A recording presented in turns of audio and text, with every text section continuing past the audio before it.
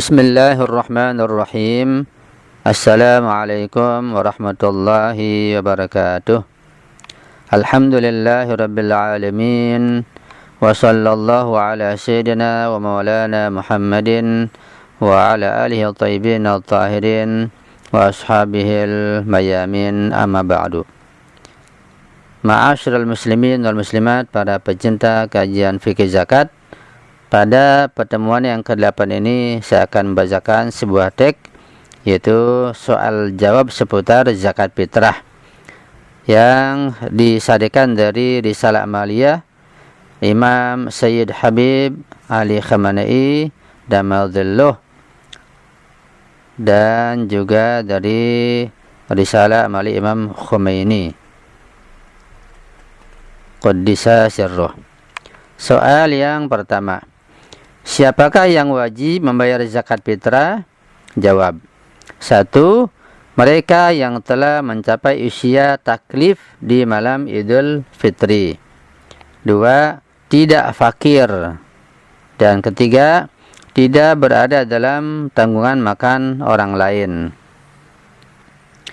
Dengan terpenuhinya syarat-syarat di atas, maka ia harus membayar zakat fitrahnya sendiri dan orang-orang yang menjadi tanggungan makannya, kendati bukan menjadi tanggungan nafkahnya.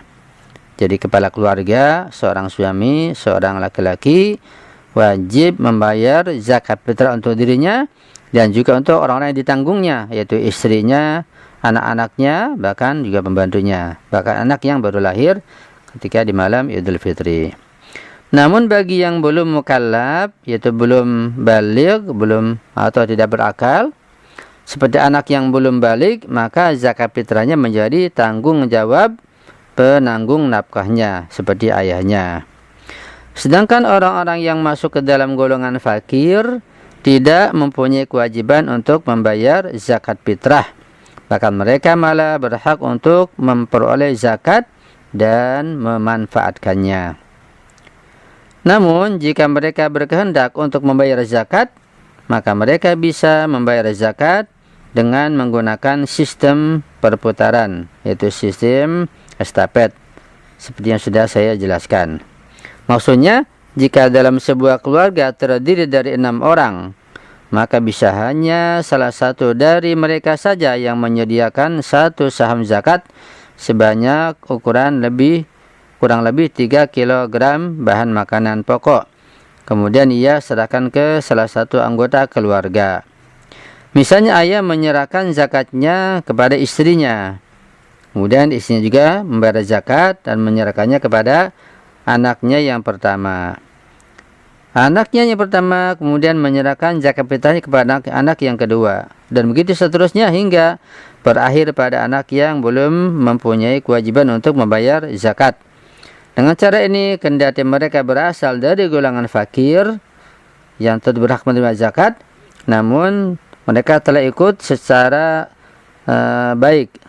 Mereka bisa ikut serta dalam pembayaran zakat dan memperoleh pahala pembayaran zakat fitrah seperti itu. Soal yang kedua, kapan zakat fitrah harus dibayarkan? Jawabnya adalah, waktu untuk membayarkan zakat fitrah adalah sejak malam Idul Fitri, yaitu maghrib sebelum Idul Fitri hingga zuhur hari Idul Fitri. Ya, ketika yang berzakat itu sholat id, maka ihtiyatnya sebelum sholat id zakat dibayarkan. Bagi yang tidak sholat, punya waktu sampai waktu zawal atau waktu zuhur. Harus diingat bahwa yang pertama, zakat fitrah merupakan sebuah kewajiban ibadah, yaitu selain dia merupakan sebuah kewajiban yang harus dilakukan, ia juga termasuk sebuah ibadah. Sehingga apa yang kita lakukan haruslah dengan niat zakat fitrah dan dengan tujuan untuk mendekatkan diri kepada Allah Subhanahu wa taala, sebagaimana halnya ketika kita melakukan sholat dan puasa. Jadi niat dalam memberikan zakat, niat di hati hukumnya wajib. Yang kedua, jangan menunda-nunda pembayaran zakat. Bahkan dikatakan secara ihtiyat wajib. Zakat fitrah itu harus dibayarkan sebelum sholat Idul Fitri. bagi yang melaksanakan sholat Id. Seringkali kita menyaksikan kendati telah disediakan kotak-kotak zakat untuk memudahkan pembayaran zakat, namun sebagian masyarakat masih melakukan pembayaran zakat seusai sholat. Padahal sudah seharusnya kita melakukan kehati-hatian dalam mengamalkannya dan mencoba untuk membayarkan zakat fitrah pada waktunya. Bahkan dikatakan bahwa bagi mereka yang tidak ada kemungkinan untuk membayar zakat pun, seyogianya ia menyisahkan hartanya untuk zakat fitrah yang nanti dibayarkan pada waktunya. Soal ketiga. Lantas bagaimana jika ada yang hingga saat ini belum membayar zakat fitrah pada tahun-tahun sebelumnya? Jawabannya adalah zakat tersebut bisa dibayarkan kapan saja, tapi tentu saja akan lebih baik jika dibayarkan pada hari Idul Fitri. Jika belum bayar atau ada sembayarannya maka wajib dibayar ketika ingat, ya, ketika mampu, walaupun sudah lewat. Soal yang keempat. Berapakah ukuran zakat fitrah yang harus kita bayarkan? Jawabannya adalah untuk setiap orangnya adalah sekitar 3 kg bahan makanan pokok atau makanan selain pokok, misalnya beras, gandum, jagung, dan semacamnya.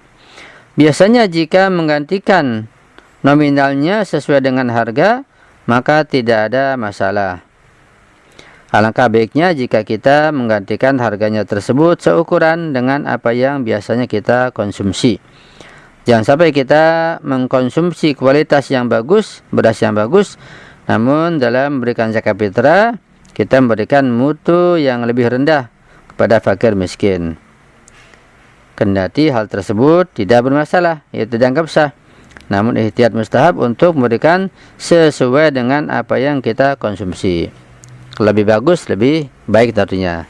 Kita biasa makan beras yang sekilo 12.000, maka ketika zakat kita berikan zakat yang sekilonya 15.000 atau lebih. Itu lebih baik tentunya. Soal yang kelima. Untuk siapakah zakat fitrah ini? Siapakah yang berhak untuk menerimanya? Penerima zakat fitrah sama seperti penerima zakat harta, di mana hal tersebut telah disinggung pada Al-Quran surat atau ayat 60. Akan tapi di sini terdapat ikhtiyat mustahab, bahwa sebagian marja menjadikannya sebagai ihtiyat wajib, yaitu sebisa mungkin berikanlah kepada fakir miskin zakat fitrah tersebut. Barulah kemudian ketika tidak menemukan orang fakir, maka zakat tersebut bisa disalurkan ke penerima lainnya seperti masjid, yayasan, dana sosial, dan semacamnya. Tentunya yang dimaksud dengan fakir di sini bukanlah pengemis, karena bisa jadi seseorang bukan pengemis namun kondisinya sangat fakir, yaitu bisa jadi ia adalah fakir namun ia tidak mengemis karena menjaga harga dirinya misalnya. Soal yang keenam. Apa sih sebenarnya definisi dari fakir itu? Jawab. Fakir adalah seseorang yang tingkat pengeluarannya lebih besar dari pemasukannya, yaitu bahwa ia tidak memiliki penghasilan tahunan dan apa yang ia peroleh tidak bisa mencukupi kebutuhan-kebutuhan tahunannya. Kelompok seperti inilah yang disebut sebagai fakir, dan kepada mereka lah kita bisa memberikan zakat kita. Ya. Fakir di sini juga bermakna miskin, ya, yaitu orang yang tidak mampu. Kalau dipisah, fakir ialah yang gajinya 3 juta, pengeluarannya juga 3 juta. Miskin, gajinya 3 juta, pengeluarannya 3 juta lebih. Itu kalau dipisah. Soal yang ketujuh, apakah kita juga bisa membayarkan zakat kita ke yayasan-yayasan? Jawabannya tentu saja bisa.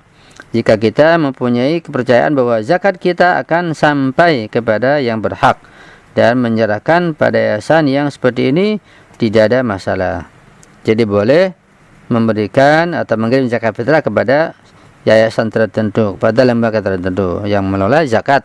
Ketika kita yakin mereka akan menjalankan zakat fitrah dengan sebaik-baiknya.